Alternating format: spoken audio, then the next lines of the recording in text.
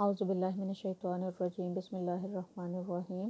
پچھلی دفعہ میں نے آپ کو غزوہ احد کے بارے میں بتانا شروع کیا تھا کہ کس طرح جو قریش کی جنگی تیاریوں کی اطلاع جو حضور پاک صلی اللہ علیہ وآلہ وسلم کو آپ کے چچا حضرت عباس رضی اللہ عنہ نے بھیجی تھی، اور انہوں نے یہ اطلاع جو آپ کو ایک خط کے ذریعے دی تھی، اور جس وقت آپ کو یہ اطلاع پہنچی تھی تو اس وقت آپ قباء میں تھے۔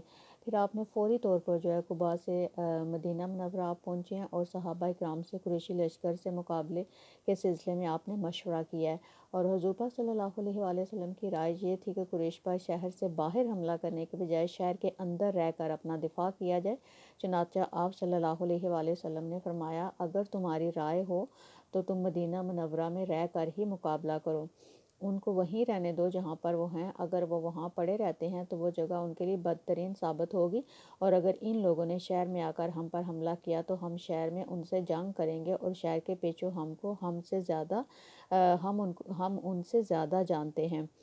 آپ صلی اللہ علیہ وآلہ وسلم نے جو رائے دی، تمام جو بڑے صحابہ تھے ان کی بھی وہی رائے تھی، اور جو منافقوں کا سردار تھا عبداللہ ابن ابی، اس نے بھی جو ہے یہی مشورہ دیا۔ یہ شخص جو ہے ظاہر میں مسلمان تھا اور اپنے لوگوں کا سردار تھا، لیکن دوسری طرف کچھ جو پرجوش نوجوان صحابہ تھے، اور وہ یہ چاہتے تھے کہ شہر سے باہر نکل کے دشمن کا مقابلہ کیا جائے۔ اور یہ وہ لوگ زیادہ تر وہ لوگ تھے ان میں جو غزوہ بدر میں شریک نہیں ہو سکے تھے، اور انہیں اس بات کا افسوس تھا کہ انہوں نے اپنا جو ہے وہ دشمن کے ساتھ جنگ نہیں کیا، یعنی غزوہ بدر میں ان کا سامنا نہیں ہوا ہے۔ چنانچہ ان لوگوں نے کہا کہ ہمیں ساتھ لے کر دشمن کے مقابلے کے لیے باہر چلیں، تاکہ وہ ہمیں کمزور نہ سمجھیں اور نہ ان کے حوصلے بڑھ جائیں، اور ہم تو یہ سوچ بھی نہیں سکتے کہ وہ ہمیں دھکیلتے ہوئے ہمارے گھروں میں گھس آئیں، اور اے اللہ کے رسول، جو شخص بھی ہمارے علاقے میں آیا ہم سے شکست کھا کر گیا ہے، اب تو آپ ہمارے درمیان موجود ہیں، اب دشمن کیسے ہم پر غالب آ سکتا ہے۔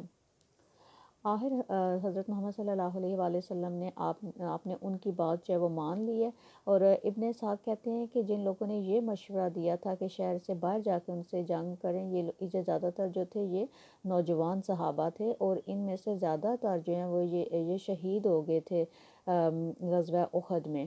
یعنی کہ یہ لوگ ان کی نیت ٹھیک تھی، ان کا یہ تھا کہ ہم وہ مشرکین مکہ کہیں یہ نہ سمجھ لیں کہ ہم بزدل ہیں جو شہر کے اندر رہ کے ان کے ساتھ مقابلہ کرنے لگے، اس لیے وہ لوگ شہر سے باہر جانا چاہتے تھے۔ تو پھر آپ صلی اللہ علیہ وآلہ وسلم نے ان کی بات کو مان لی ہے۔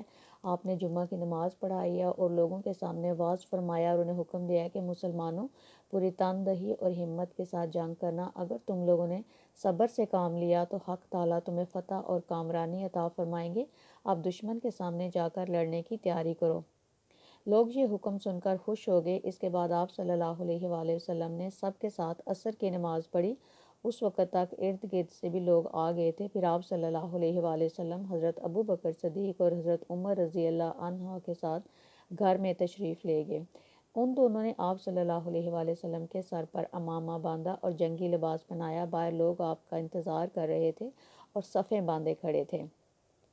اس وقت جو بزرگ صحابہ تھے انہوں نے جو ینگ صحابہ تھے، جو نوجوان صحابہ تھے، انہوں نے ان سے کہا کہ رسول پاک صلی اللہ علیہ وآلہ وسلم کی مرضی شہر میں رہ کر لڑنے کی تھی، تم لوگوں نے انہیں باہر نکل کر لڑنے پر مجبور کیا ہے، بہتر ہوگا کہ تم اب بھی اس معاملے کو ان پر چھوڑ دو۔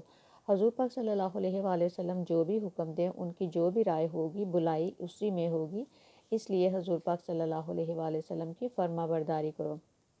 باہر یہ باتیں ہو رہی تھیں، اتنے میں حضور پاک صلی اللہ علیہ وسلم باہر تشریف لے آئے۔ آپ صلی اللہ علیہ وآلہ وسلم نے جنگی لباس پہن رکھا تھا اور دوری زرہ پہن رکھی تھی۔ جب حضور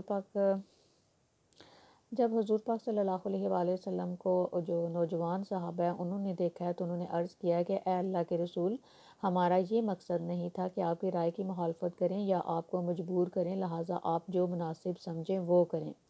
اس پر حضور پاک صلی اللہ علیہ وآلہ وسلم نے ارشاد فرمایا، اب میں ہتھیار لگا چکا ہوں، اور کسی نبی کے لیے ہتھیار لگانے کے بعد اس کا اتار دینا اس وقت تک جائز نہیں جب تک کہ اللہ تعالیٰ اور اس کے دشمنوں کے درمیان فیصلہ نہ فرما دے۔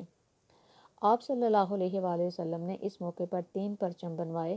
ایک پرچم قبیلہ اوس کا تھا، یہ حضرت اسید بن حضیر رضی اللہ عنہ کے ہاتھ میں تھا۔ دوسرا پرچم مہاجرین کا تھا، یہ حضرت علی رضی اللہ یا حضرت مصعب بن عمیر رضی اللہ عنہ کے ہاتھ میں تھا، یعنی کچھ روایات میں آتا ہے کہ حضرت علی کے ہاتھ میں تھا اور کچھ میں آتا ہے کہ حضرت مصعب کے ہاتھ میں تھا۔ تیسرا پرچم جو ہے وہ قبیلہ حضرت کا تھا، یہ حباب بن منذر رضی اللہ عنہ یا حضرت سعد بن عبادہ رضی اللہ عنہ کے ہاتھ میں تھا۔ اس طرح حضرت محمد صلی اللہ علیہ وآلہ وسلم 1000 کا لشکر لے کر روانہ ہوئے۔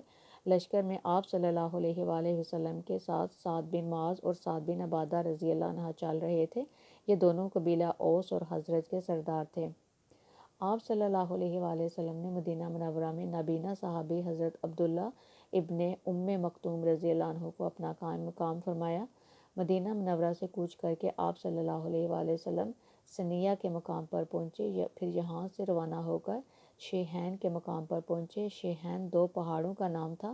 آپ صلی اللہ علیہ وآلہ وسلم نے لشکر کا معائنہ فرمایا اور کم عمر نوجوانوں کو واپس بھیج دیا، یعنی اس میں کچھ ایسے لوگ بھی تھے جو بھی 15 سال کے نہیں ہوئے تھے۔ آپ صلی اللہ علیہ وآلہ وسلم نے فوج کے معائنے سے فارغ جب ہوئے ہیں تو اس وقت سورج جو ہے غروب ہو گیا تھا۔ حضرت زبیر رضی اللہ عنہ نے اذان دی ہے، آپ صلی اللہ علیہ وآلہ وسلم نے نماز پڑھائی ہے، پھر عشاء کی نماز ادا کی گئی ہے اور نماز کے بعد آپ صلی اللہ علیہ وآلہ وسلم آرام فرمانے کے لیے لیٹ گئے۔ رات کے وقت پہرا دینے کے لیے آپ صلی اللہ علیہ وآلہ وسلم نے 50 مجاہدوں کو مقرر کیا اور ان کا سالار حضرت محمد بن مسلمہ رضی اللہ عنہ کو مقرر فرمایا۔ یہ تمام رات اسلامی لشکر کے گرد پہرا دیتے رہے۔ رات کے آخری حصے میں آپ صلی اللہ علیہ وآلہ وسلم نے شیہین سے کوچ فرمایا اور صبح کی نماز کے وقت احد پہاڑ کے قریب پہنچ گئے۔ اب اس سے آگے کیا ہوا یہ میں آپ کو انشاءاللہ تعالی اگلی دفعہ بتاؤں گی۔ تب تک کے لیے السلام علیکم ورحمۃ اللہ وبرکاتہ۔